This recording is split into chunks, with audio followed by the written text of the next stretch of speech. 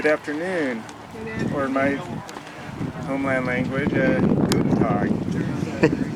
Well, I'm August Hendricks, or you can call me Gus, and today I'd like to tell you the story about how my family started from Germany, and we crossed the Atlantic and went to America and crossed into the new frontier.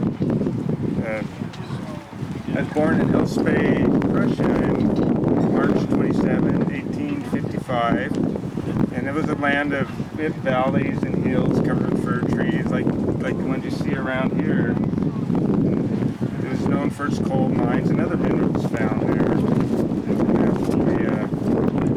Although it did seem like there was a time of constant wars and the opportunities weren't very good and oppression, but we had a strong Catholic faith, and that's one thing, that's what held us together, and that started from my parents. My father, Augustine, or Gus the First, my mother, Teresia, and my father, he was a Uhrmacher, which we just called a clockmaker, in a nearby, about 60 miles east of Elspeth is Cologne, and the cathedral there has been told that my father made the clock in that cathedral. Beautiful cathedral, just like the beautiful church we have right over here.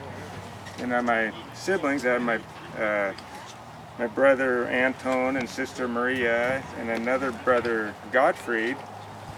And we lived a simple life near our extended family. And my grandfather Peter, well, he built in nearby Brincheda, he built his house. Very beautiful house and very skilled carpenter. And those traits will last, they come in handy, they were passed down to the Hendrickses, and we used them throughout the years. And, however, there was conflicts going on with the Catholics and the Protestants, and there was even once an alleged scandal that expelled the nuns and the monks out of Prussia, and that took a toll. But we had our faith, and they couldn't expel the faith from us. We always had that. And as times went by, my mother Teresa, she passed away suddenly. It was hard. My father, he raised us the best he could by himself. He did good, but then he met Catherine, and they soon became his new wife, or she did, and then as times went on, when I turned 18, Otto von Bismarck, the president, minister, he was building up the military in Prussia, and he was inducting a lot of young men my age in the military, and the Catholic Church was becoming more and more disfavored of the Prussian government. So I decided with my sister and her family, decided to come to America. So we boarded the ship Maine, headed to New York, and it was about an 8-week sail. And now I'm not saying I was a stowaway, because that would be against the law. Let's just say I was on the ship's registry and I packed really light. And when I got to America, I didn't waste any time laying down the groundwork. I did have some education back home, so I was able to read and write in German. So I wrote a letter to my father encouraging him, when you come through the way of Philadelphia, because New York is just way too expensive. And it was about a year later, they arrived. And it was sad, nice they were there, but it was sad because they knew they would never go back to their homeland again.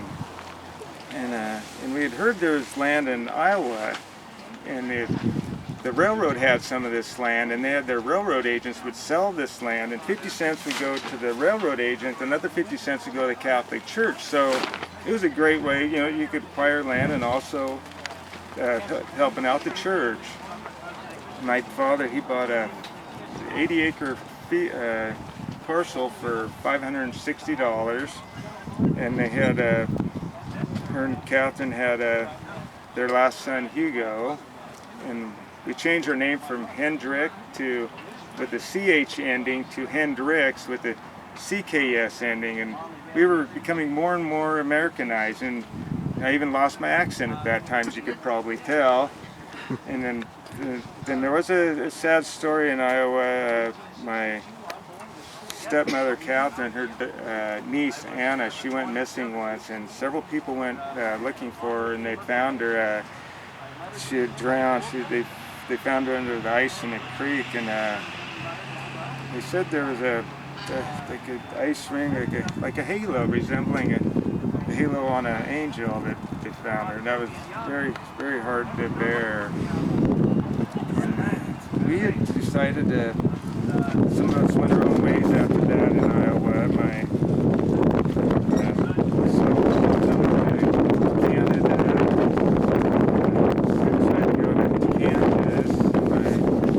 My brother Albert, he never did leave Iowa. When he was 37, his legs were crushed in a steam engine accident, and he lived for 2 more years, and he had passed. And his wife Josephine and their 10 children, they ended up moving to Nebraska. And I went to Kansas, and Kansas, it was a free state. There's no slavery allowed in Kansas. And I bought a half section of land for $800 there. I met the love of my life, Mary Briggerman. Very sweet lady, still is. And when 1881, my father, he bought part of that section, a quarter of it.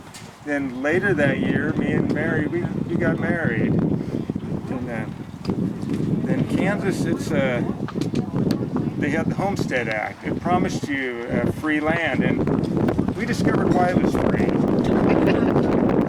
The sod, so thick, tough.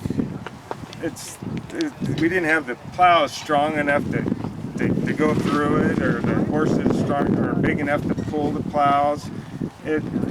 Kansas not good for farming, and so we stayed there for a little while longer. And then we decided we heard a place called Idaho, so we took the immigrant train there. And the immigrant train is different than a regular train. It doesn't do all the stops at every little town. It just goes to where they take the immigrants to. So we took the immigrant train to first to New Mexico, then we went over to Los Angeles. There we transferred trains to San Francisco.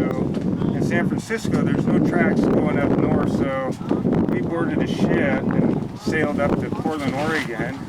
And Portland, Oregon, we went to Lewiston, Idaho, or took a train to Lewiston, Idaho. And then we settled down in Camas Prairie. It's between Cottonwood and Cooterville. And there I got a job working mining, trying to make some extra money there while farming. And my brother Gottfried, he taught children in the area, and he later became a priest. And then I was also, me and some of the other settlers were instrumental in bringing the Catholic Church to Cooterville, and they even had the first mass was said in a cabin near our property. In Camas Prairie, they also have the Camas root. It's good for the Nez Perce Indians, like it, and it's good and has high vitamin C, good for stomach problems. Also, if you mix it with honey, it works like a cough serum. And so the Indians were digging on my sister's property and then looking in her window, and she didn't like that, and neither did I. So one time when they were over there digging in her property, I went over there. When they were digging, I went over there taking. I took one of their horses, and I had a little powwow with them, and I told them, okay, when you quit digging in my sister's property and peeking in her window, you'll get your horse back. And it worked. Then we ended up taking a covered wagon down. We moved down to Cottonwood, and there my daughter Anna, she had passed away. She come down with a typhoid fever, and bless her soul. And shortly after that, we decided to move south, and we ended up here in Scooby, Oregon, with the valleys and the hills covered with the fir trees, just like the ones back in Elsbay. We purchased a house west of town here, and we had our last two sons, Lewis and Lawrence. And when Lawrence grew up, he joined a band with his older brother Joe, and they played in houses and barn dances. And mine and Mary's 50th wedding anniversary. It was a great time. We had all my surviving grandchildren and our children and our friends and family, and reflecting back on the good life we had. It was difficult, but good, and of course venturesome. And a lot of things happened in our life, and we had the automobiles, the roads, and electricity, and Mary's favorite, indoor plumbing. So, but I think I'm gonna have to go do some chores. So you all have a great day now.